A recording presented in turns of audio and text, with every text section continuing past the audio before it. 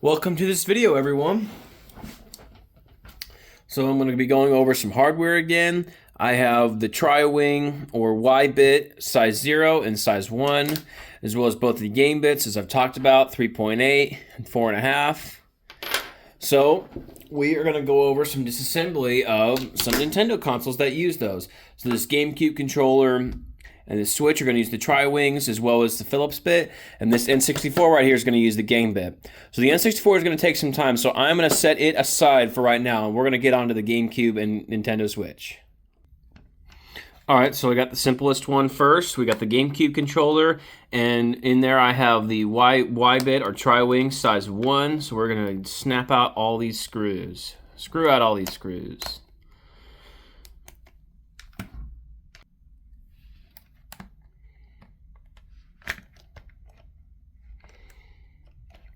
These can be a little tough as these are aging systems.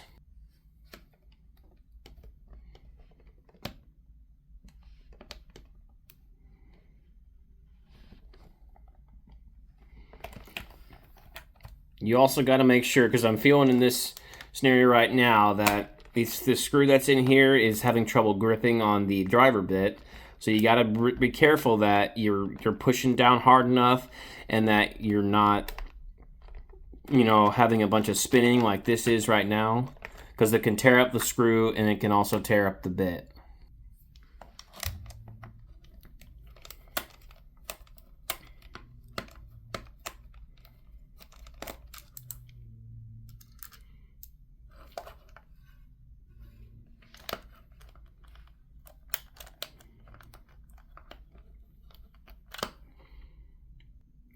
Alright, so I just managed to get the controller open, and I have the shell off. Now, here is something I want to show you guys before I get into the fun stuff.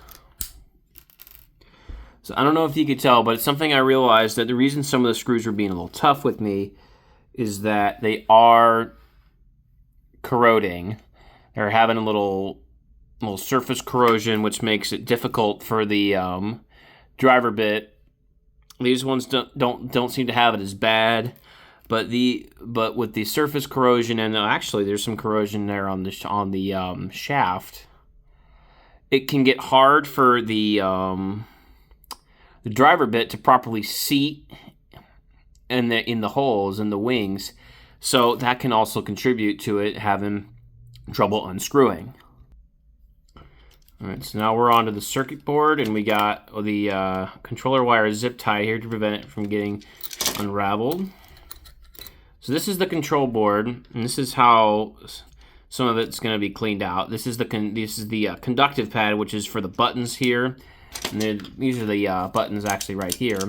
So when you push down on the button when you're playing Super Smash or Mario Kart Double Dash, you're actually tapping down on this conductive pad, which then taps these conductors right here on the circuit board.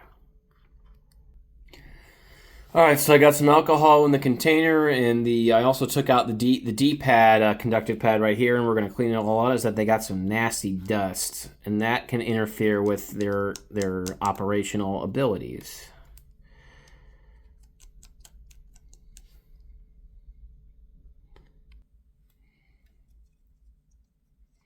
And so we got the one for the buttons now.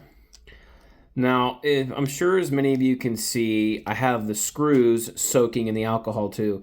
So that is to remove the corrosion from the shafts and mostly from the heads on all the screws. Now, for anyone a little concerned, it's like, well, why am I dipping this Q-tip in there with the corroded edge? Won't that not solve the problem of these conductive pads? Well, that's not really how it works. So isopropyl alcohol is a fairly aggressive solvent. Aggressive towards grime and corrosion and cleaning. It's not going to really harm your skin that much, so it's as much as all other solvents, so that's why it's one of the safest to use. It's also not going to get dirtiness back on there, less like if you used water, which is a really bad idea. Please do not use water. Even though these seem like they shouldn't be a problem, do not use water, whatever you do. Because it's water and electronics don't mix well. It can accelerate because it accelerates corrosion, and it also releases a lot of ions and electrostatic discharge. That's why when you see people dunking their electronics, their phones or their controllers in water, they get fried and then they're not usable.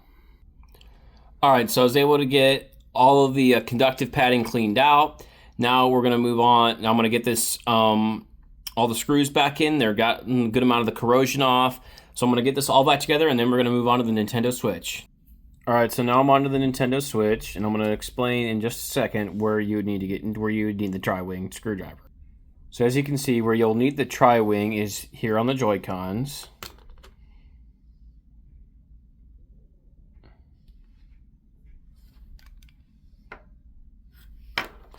And then once we get to the screen, if we open the stand, we can see that in the either edge near the micro SD card, we have one tri-wing, then the other end, another one. So on the side plates and on the top and bottom, we have some traditional Phillips bits. So I'm going to take those off first and then I will resume and show you guys the tri-wings. All right, so something I mentioned, I'm pretty sure I mentioned when I was disassembling my GameCube controller, but I'm gonna mention right here because it's happening to me again. You gotta make sure you have the right grip on these tinier screws because these are much smaller than the ones on the GameCube, and these are the ones that are gonna be the most destroyed by stripping them out. As you can see, I'm struggling a lot, but I'm gonna get them all off, and it's all gonna be able to put back together. All right, so now I got those Phillips bits off.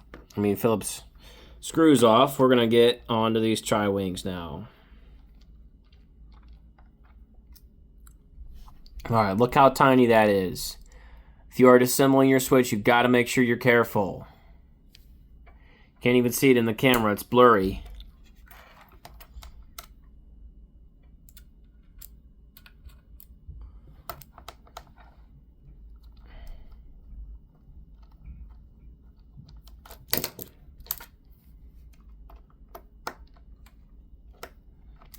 There's number 2.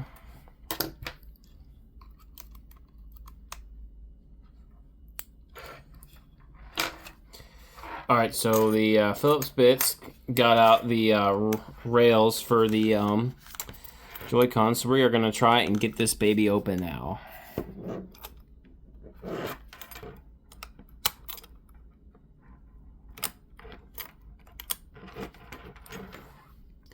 Okay, so something that I talked about in my other videos that I probably should have anticipated with this is locking tabs. So you may not be able to see it, but there's a locking tab right here and a locking tab right here. And these are the hinges of the Switch. And these vents where we can get air out when we're playing, they're also kind of locked in right here. So they were kind of also struggling to get out as well. And these little pieces right here were acting as some more locking tabs. I'm sorry, wasn't in the camera shot. These two pieces right here off in the dead center where the charging port would be if this plate was on. These are also the locking tabs to get that plate off. So I'm mainly going to go over